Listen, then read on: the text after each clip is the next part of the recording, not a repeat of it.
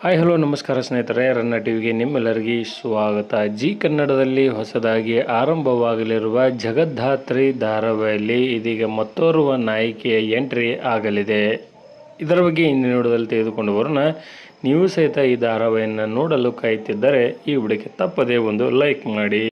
G ಕನ್ನಡದಲ್ಲಿ ಅತಿ ಶೀಘ್ರದಲ್ಲಿಯೇ ಪ್ರಸಾರವಾಗಲಿರುವ ಜಗದ್ಧಾತ್ರಿ ಧಾರಾವಾಹಿಯಲ್ಲಿ ನಾಯಕಿಯಾಗಿ ಪಾರು ಧಾರಾವಾಹಿ ಖ್ಯಾತಿಯ ಮೋಕ್ಷಿತಾ ಪೈ ಅವರು ಕಾಣಿಸಿಕೊಳ್ಳಲಿದ್ದಾರೆ.